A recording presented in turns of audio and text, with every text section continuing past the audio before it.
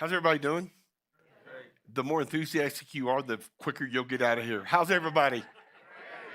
Okay, you kind of hurt my feelings because this one back here was like, I don't really care. I just want to get out of here. Got enthusiastic. Hey, I am so grateful to be with you. We had a great time, as Joel said, at our parenting seminar yesterday. I've known Joel and Josh years. We've known each other through a connection at a church called Beltway in Abilene. These guys came out of. I've served as an elder advisor there for a few years. My best friend in ministry is the lead pastor there, and so I'm really honored to be here today. It's especially honoring that when you go out the doors here, and if you look the right way, you see mountains, right? I grew up in South Texas, 15 minutes from the beach. I hate the beach. Can I get a witness from anybody about the beach? Okay, salt or sand in my sandwich and my shorts is not at my idea of a good time. I'm follically challenged, and the sun keeps moving, and I just don't like the beach. You go to the beach? Yeah, I go to the beach because I like that woman sitting in the back, but I don't get in the water. I have an unhealthy, irrational fear of getting in the ocean. I really do. We sometimes get together and at an icebreaker, at some group gathering, they'll say, you a beach guy or a mountain guy? I'm a mountain guy, but it's because I'm scared of the beach. I was scared since I was 6 years old. Anybody ever have an event happen in their childhood that you shouldn't even remember, but it's kind of stayed with you to this day? Anybody besides me? Raise both of your hands if you're charismatic. When I was 6, my dad was a coach and my mom was a teacher, which meant we had no money in the state of Texas. So we did stuff that was free or almost free. We went to the Houston Astrodome 30 times a summer. I thought it was because we were baseball fans. It wasn't. It was because you could park for 50 cents, get tickets for $1 in the outfield, and mom brought peanut butter and jelly sandwiches, right? And so we went to the Astrodome because it didn't cost much. We went to the beach like some of you went to the park. We were always at the beach, and one day we had come home from the beach, and I was 6, and my parents were talking, and I asked them what they were talking about, and we'd had a family friend that had drowned at the beach the day before. They had just gotten the word. In fact, Dad told me a couple of years ago we had 8 members that were either extended family or close family friends that had died at Surfside Beach in Texas, surf fishing.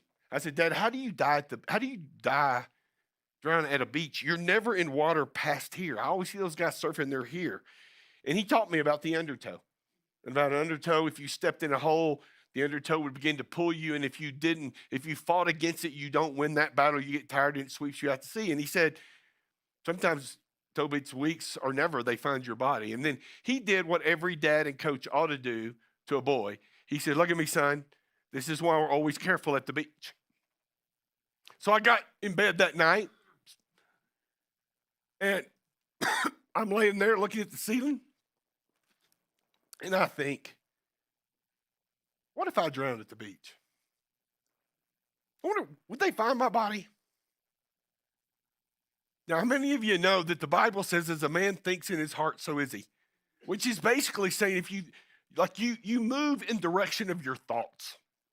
Think about something long enough, it moves from what if to it will.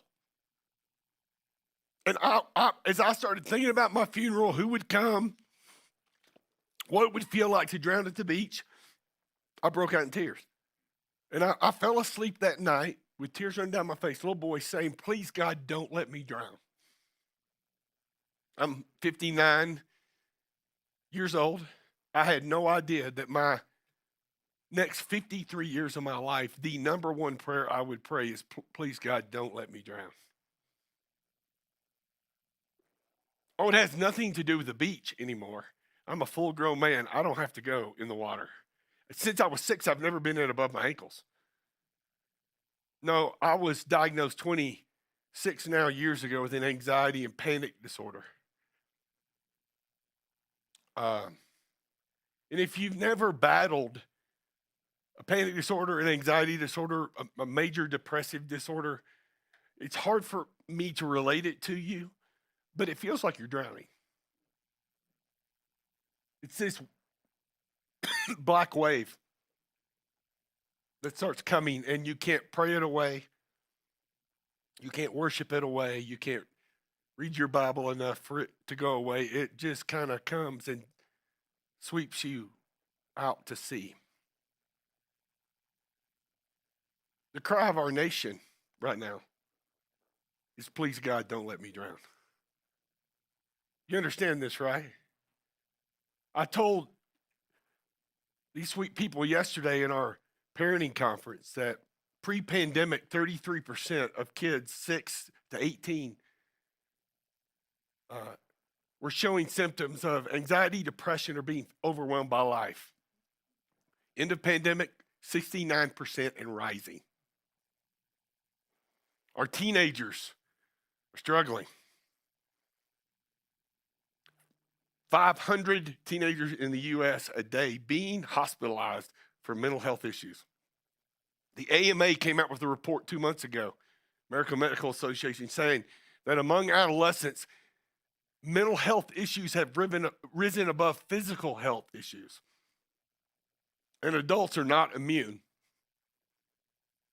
The numbers of men, women, young, old, rich, poor, black, white, it doesn't matter. We're struggling at record highs. This is the Chicago fire of our generation. It really is.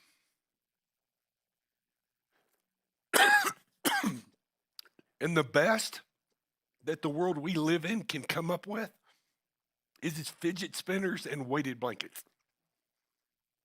The two top sellers. You know what's number 3? This is something new. Pay attention, Joe. This is something new you hadn't heard yet. Bless these pastors, got to listen to me over and over again. This creative person basically took Play-Doh, put perfume in it, and called it meditating clay, and is selling it for $19.99. And they can't keep it on the shelf. Why? Because we're drowning. Now, if you're not a believer, which I'm assuming all of you are, because it's Super Bowl Sunday, who goes, hey, before I get drunk and eat a bunch of food that's bad for me, I think I'll go to church.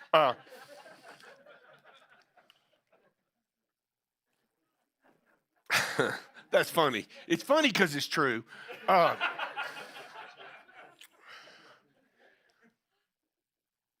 if you're a believer, you have a twofold battle. You're not immune to these issues. But not only are you battling the issue, but you're battling some shame about the issue in your life. See, there's 2 problems with pain. Okay? I don't care if it's physical, emotional, what it is. 2 problems with pain. Number 1, it makes you a narcissist. Right? I mean, it just does. Like, I love my wife. We've been married 37 years. She is God's perfect gift to me. When my back hurts, I don't really care what she thinks. I just don't want my back to hurt anymore. I'm not focused on serving her, on blessing her. I just want something to make it quit hurting. Side note, by the way, I think this is the problem with the American church post-pandemic. We're hurting, and so we just kind of huddle up. And what are we going to do for us? And according to the New Testament, that doesn't work. It's as we look outside that God's brings blessing. That's another message, free. I'll give it to you later. But so the first problem is it makes us narcissistic. The second problem is we become very vulnerable to the lies of the enemy when we're hurting. See, I was taught as a kid that my feelings didn't matter. Stuff your feelings. That's unhealthy. That's dysfunctional. Right? Got a good witness from anybody? If stuffing your feelings is unhealthy, letting your feelings be the steering wheel for your life is lethal. Like, you need to feel your feelings, but you cannot allow your feelings to be the steering wheel of your life. I don't feel like serving my wife like Christ served the church all the time. It doesn't mean I'm not supposed to serve her. How many of you have ever prayed and felt like your prayers didn't get past the ceiling? How many of you? 2 hands if you're charismatic. I'm going to keep saying it till you do it. or we're going to have a class called Liar, Liar, Pants on Fire. See, the problem is God, when pain comes, God feels far away. But he's still near. Right? So what I want to do in the few minutes we have today on this Super Sunday, I want to tell you the three biggest lies that I think we all fight when we're battling for our mental health. That be okay with everybody? Y'all stay with me for a few minutes? Again, your level of enthusiasm will determine how long we're here. I need some preach. That's a word. Come on, something. I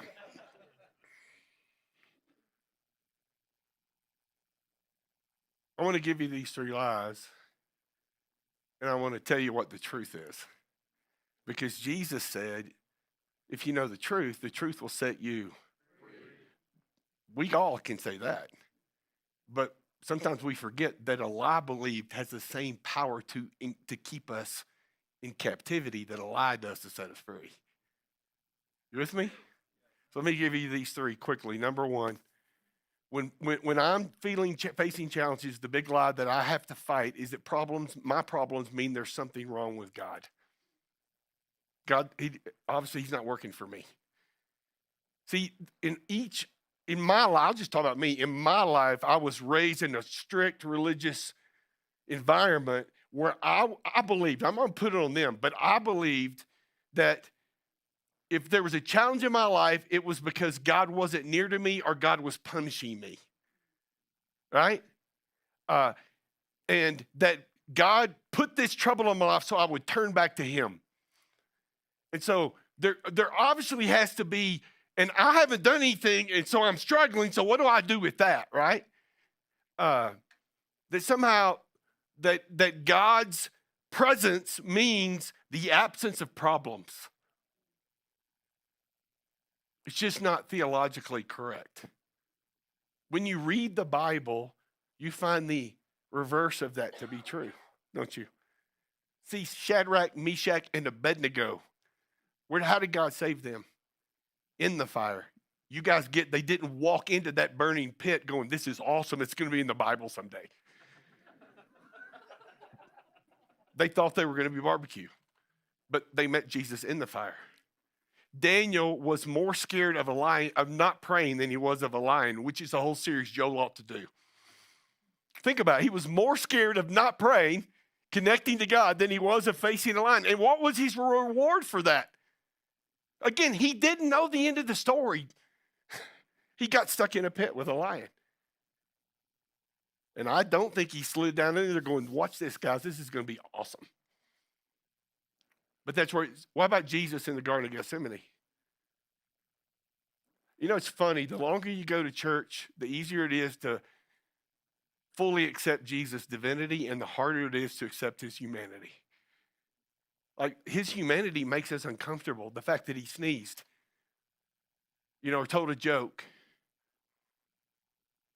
Jesus is in the garden, and the first thing he does is he says, hey, man, I need my buddies. Calls his friends, right? Hey, man, look at me. Like, the American independence thing is not the biblical thing. If Jesus needed his friends when times were tough, maybe you need some friends too. Maybe you don't need to figure it out on your own. It's not just a bad idea, it's a unbiblical idea. And see, what does he do? Face first in the dirt, he's weeping and praying, God, don't make this happen. Take this from me. I don't want to do this. Please don't make me do this. Anybody ever been face first in the dirt? Saying, God, take this away? I have. I'll do anything. And we always want to rush to not my will, but your will be done because it makes us feel better. But just sit in that for a moment. I mean, the song from my childhood is true. He could have called 10,000 angels. He hangs on a cross and says what? Why have you forsaken me? The pain is so great, he knows what it feels like to feel like God is far away. And then it was through that experience that we all got saved, not in spite of that experience. God is trying to do something in us that's more beautiful than the pain that we're experiencing around us. See Paul, the greatest missionary this side of the cross. 2/3 of the New Testament because of Paul. If you like the New Testament, you like to read the New Testament, thank Paul for most of it. If you're grateful to be able to go to church and gather on a Sunday morning, thank Paul because he was the missionary, the first missionary. He started this whole chain of events. 2 Corinthians chapter 12, Paul gives what I believe is his life verse. Have you got a life verse? Anybody got a life verse in here? Anybody? Some of y'all need to read the Bible if you're, I'm kidding. I ask people sometimes, what's your life verse? And they go, I can do all things through Christ who gives me strength. I'm more than a conqueror. Those are great verses, but look at me, everybody. You don't get to pick your life verse. Your life verse picks you. And Paul's life verse is 2 Corinthians chapter 12. He's talking about his life, and he says this. He says, to keep me from becoming conceited because of these surpassingly great revelations, there was given me a thorn in the flesh, a messenger of Satan to torment me. So next week, Joel is going to teach all of you about Paul's gift to seeing into the third heaven. It's a deep theological thing, and he's going to spend a whole Sunday explaining in detail what that whole was. I don't have time for that today, so let me just say this. Be careful what you ask for, you might get it. He got a gift. He was gifted. Like some were gifted to sing, others are gifted to teach, others are gifted to serve. He had this gift. And God sees that he has this gift and says, man, I don't want this guy to become conceited. Why? Because the only person that you find in the Bible God having a hard time working with is somebody who's full of pride. Psalmist said God opposes the proud, gives grace to the humble. That's a military term. God lines up against the prideful. I don't know about you, but like if I'm playing quarterback, I do not want God at defensive tackle.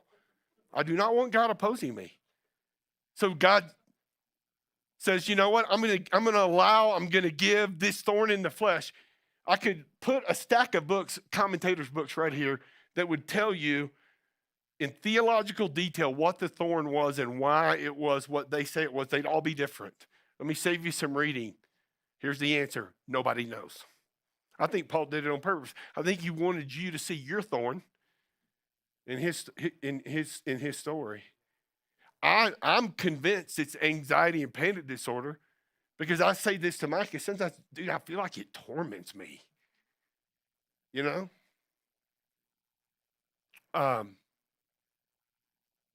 So the Bible says 3 times I pleaded with the Lord to take it away from me. Now, I don't know if it's a literal 3 times. Sometimes in the Bible, they'll say a number just to let you know it happened over and over again. I don't know if it happened in 3 days, 1 day 3 times, 3 days, 3 months, 3 years. But can you imagine what he prayed? Hey, God, do you know how many churches I could build? How many more plants I could do? Hey, God, have I not served you in the past? I mean, go read the Psalms, which is all they had for a Bible at that time. It was all reminding God of who he was and what he had promised him. Hey, God, you said no weapon that's fashioned against me will stand. Hey, God, why? I plead with the Lord. And then Paul says, but the Lord said no. How many of you want to put that on a coffee cup or a poster and put it in your room?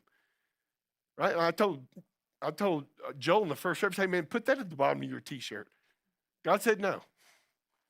This is my life verse. I didn't pick it. It picked me. Like if you're looking for 3 steps to never have anxiety, panic, or depression, y'all ought to go to lunch because I'm not the guy. I still battle. Because God says, my grace is sufficient. I'm going to use your lowlights.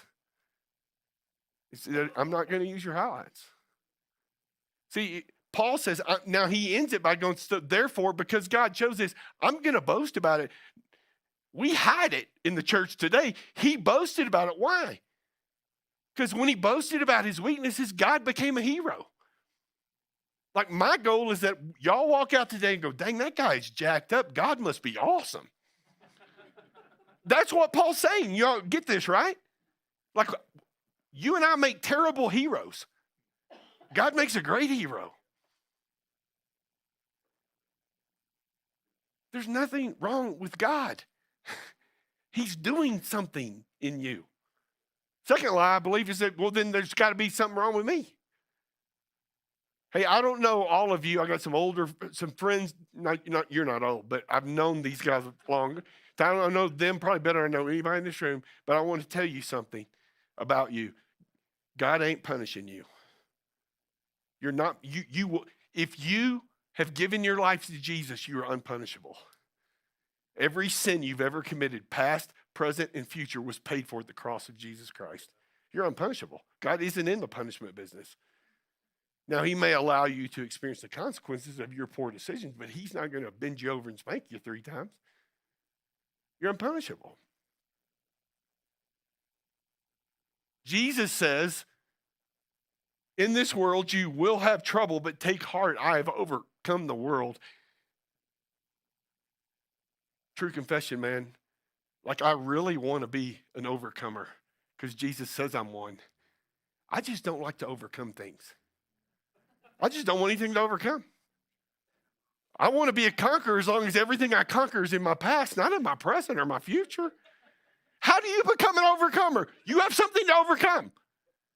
I was telling Josh, I don't know if you were in your first service, I was telling him I love Oceans, that Hill songs. You know, we sing about it every week because we're Christians. We find one and wear it out and then go to the next one. But you're doing Oceans. It's like, I love Oceans. I just don't want to be neck deep in the water. Like, God's greatest work, though, happens in my pain. I have yet to meet the guy who goes, my marriage is so great, can I come to a marriage conference? Hey, man, I have so much money, I don't know what to do with it. Can I go to a Dave Ramsey deal? I've never met that guy. The guys that I meet that get motivated for life change, it's always motivated out of pain.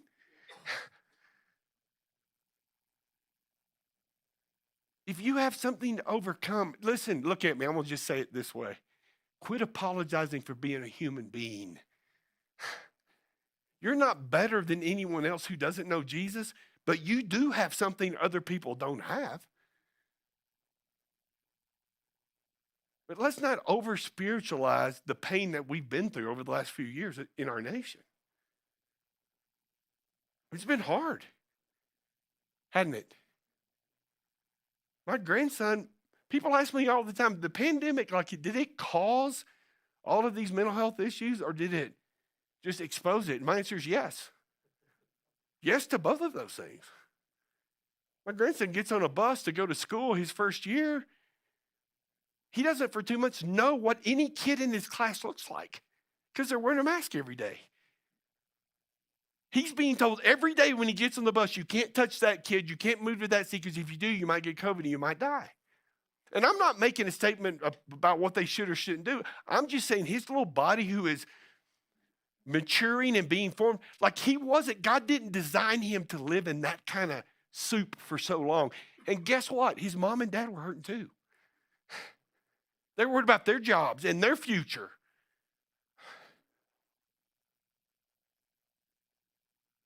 And so you're struggling. You're human. Just like set down your pride and ask God to do something about it, to help you. If you lay your life across something that doesn't have the ability to give you life, you will die. You hear me? Everybody hearing me? There's nothing wrong with God. There's nothing wrong with you. You're a human being living in a fallen world, and God wants to help you. He's not disappointed in you. You're not making Jesus very sad because you're depressed. I know, Pastor, I shouldn't be this way. Who told you shouldn't be this way? Not God. And then the big one is this last one. I'll give you quickly. Not kind of quickly.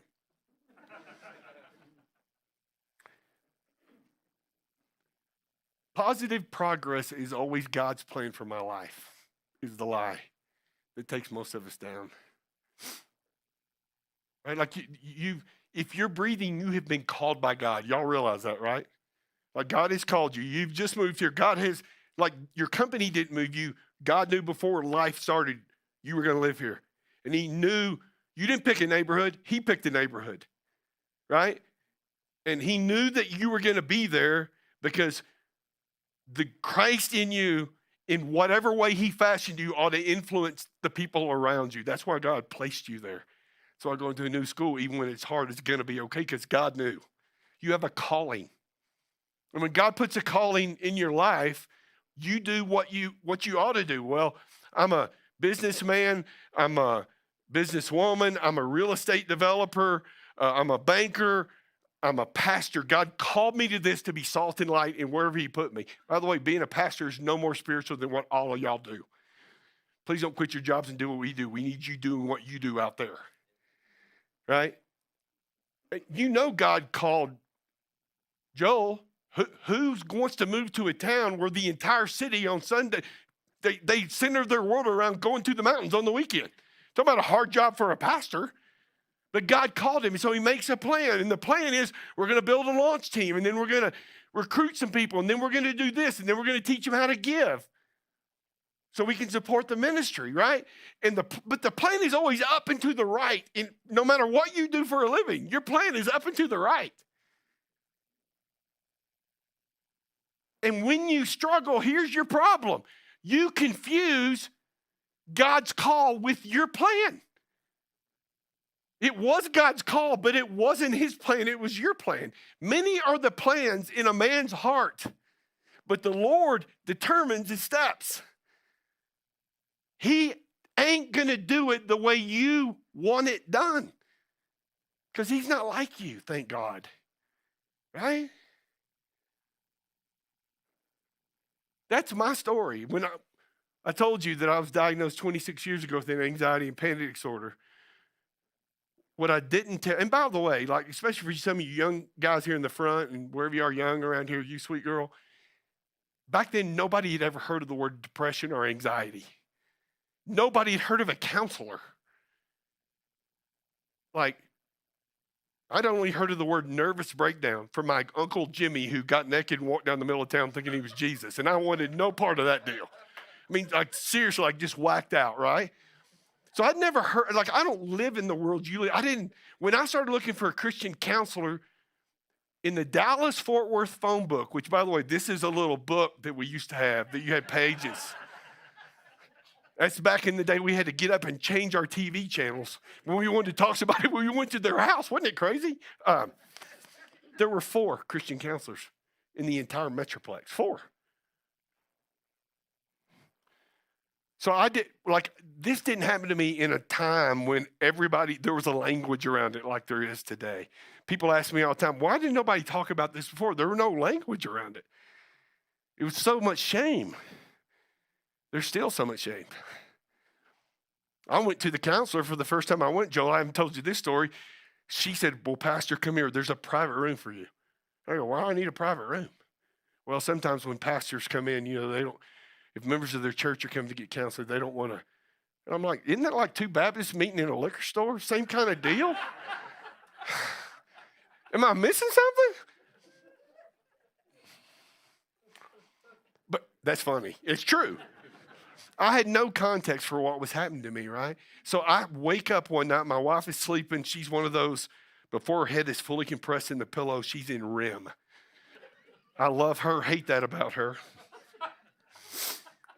I'm laying there, I sit straight up, I start breathing hard, and I'm sweating, and it's not hot. And my heart, I notice my heart's beating. Again, I don't know what it is. I've never heard of this. And well, I'm a guy, so I get up and I'm going to walk it off. I start walking the little hall of my house, little 1,600 square foot house in Keller, Texas we lived in. I'm walking the hall. I walk for an hour. I get tired. I lay down on the floor in the sunken living room. I put on an 8-track tape. I'll tell you about that later. Of a song called Mercy Came A-Running by Phillips, Craig, and Dean. And this guy out of Oklahoma City that I always forget his name wrote a song called When the Night Is Falling. And it was based on Zechariah 3:17. It's on my arm. It's that, man, God comes and sings over you when you're sleeping. And I just started begging God to help me. And I have never felt as alone in my life. Who am I going to tell 25 years ago? If I tell my church, I'm going to get fired, is what I'm thinking. If I tell my wife, she's going to leave me. See, isolation, it adds fuel to that little voice, makes that little voice louder and louder and louder. I did it for 17 days, every night, throwing up every day. People would come up to me at church and go, "Wow, Pastor, you're getting skinny. You working out?" I wanted to say, "No, I'm throwing up." Would have been true. So finally, I'm driving down I-35, that major artery that goes through Texas. At the split, it goes toward Fort Worth, and I'm headed toward Fort Worth, and I decide I'm going to hit a bridge abutment at 75 miles an hour. And at the very last second, I got this picture in my head. I think the Lord gave it to me, of my wife telling my 6-year-old daughter that Daddy was never coming home. And I swerved at the last minute, and it scared me to death. So I began a journey of counseling. Father wounds, family of origin issues, all those things, just like an onion, you peel those things back. But I was still having anxiety attacks and panic. I was going around the country talking about this issue, becoming known as the panic guy, which nobody wants to be known as the panic guy. My son asked a girl out on a date when he was 16, said, "You go to church, son?" The mom asked my son. He said, "Yes, ma'am, I do." "Where do you go?" "I go to a church in Argyle called Cross Timbers." "Oh, is that where that preacher who had a nervous breakdown preaches?" He said, "Yes, ma'am, it is." Never said it was my kid. I mean, it broke my heart, man. It's like, this is my son's thing now? I'd go to foreign countries. I stood in India in front of 10,000 pastors. They're worse than us about talking about their stuff. Told them my story and said, if you're struggling, stand up. I want to pray for you. Over 5,000 of them stood up. I prayed for them. I started getting emails 2 and 3 weeks later, unsolicited emails saying, "Hey, Pastor, I feel like God lifted something off me. I haven't been the same since that day." And I'm sitting there going, "Hey, how about me, God? I'm still here.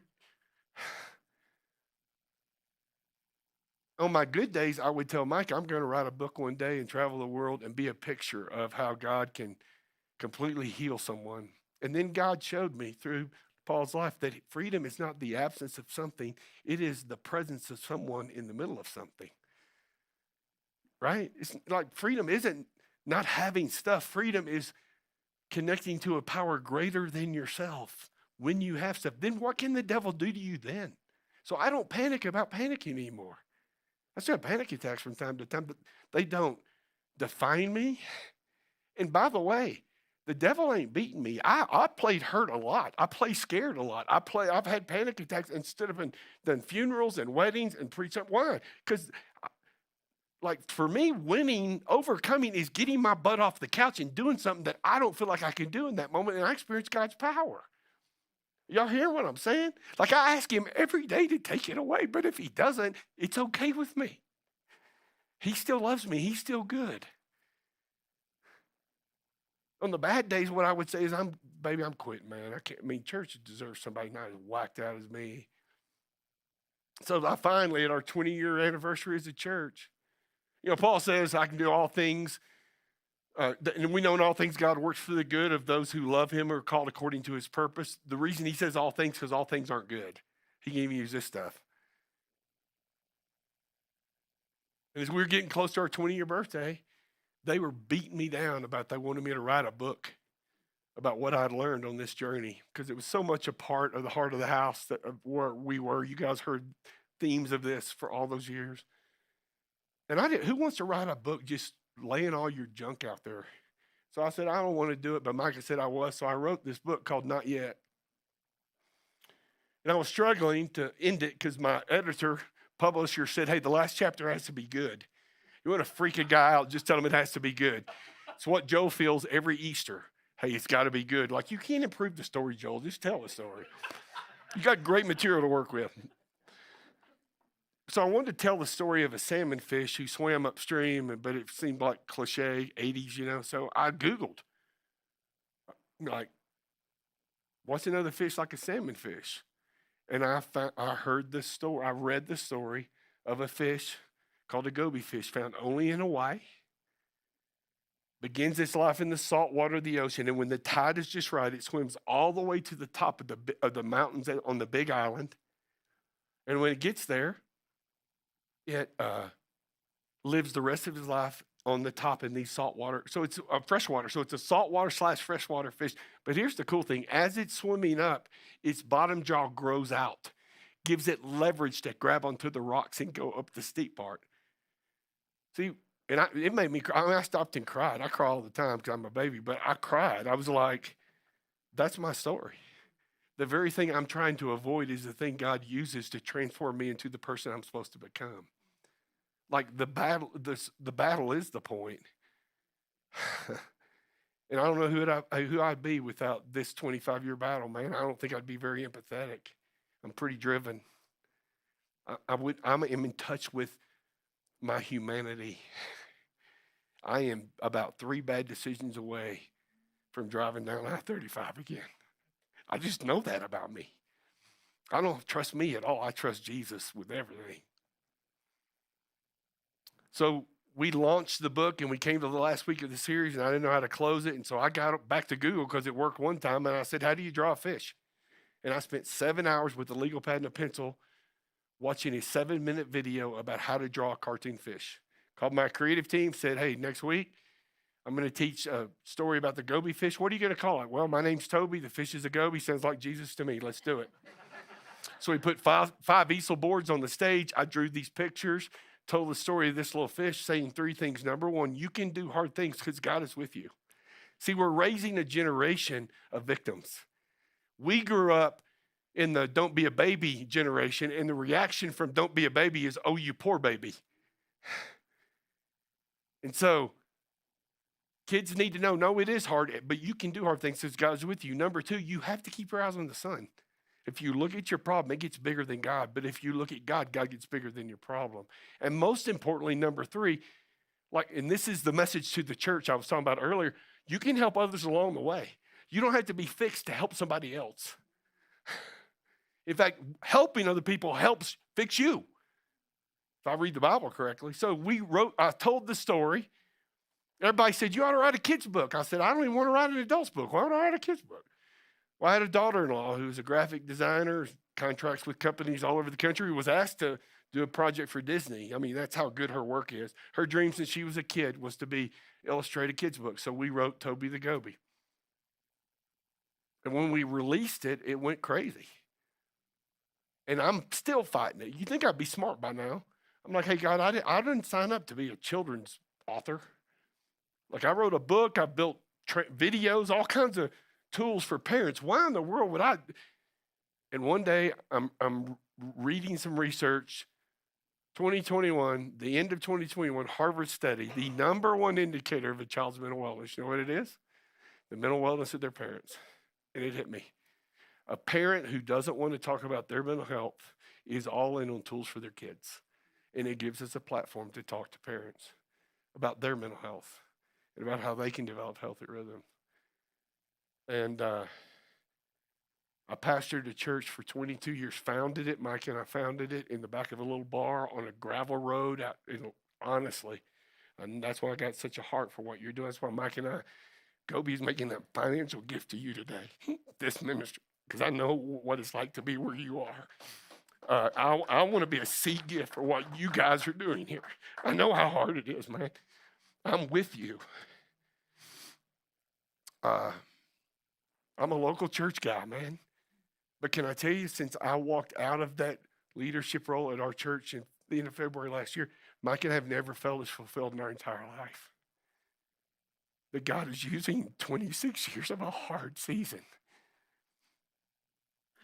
to get to leverage into people's lives and to sit with 40 parents yesterday and talk about here's how you connect tools with your kids.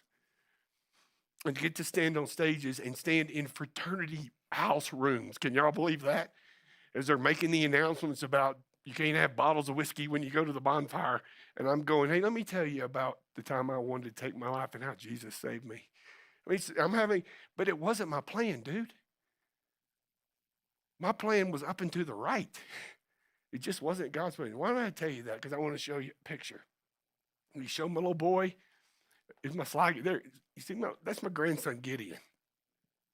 Now you only understand this stuff in reverse, but I want you to listen to me. I want you boys right here. I want you to listen. I want you to hear me. I was 6 years old. I laid in that bed, and I'd never felt this alone in my life. This picture was taken when I didn't know they were going to take it when he's 6 years old. He got a lot of his papa's stuff in him because his mama got it, genetic, and he's struggling with anxiety. And he takes 5 of the tools that we use with the Gobi book, kids' version of the 40 I Ams, 5 statements about who God says he is. And he asked his mom if he can print them off and tape them by his bed so that he could beat the devil and have a good day the next day. That's my legacy. That's God answering the prayer of a 6-year-old kid who felt alone. Like, so y'all would never know, will never know him.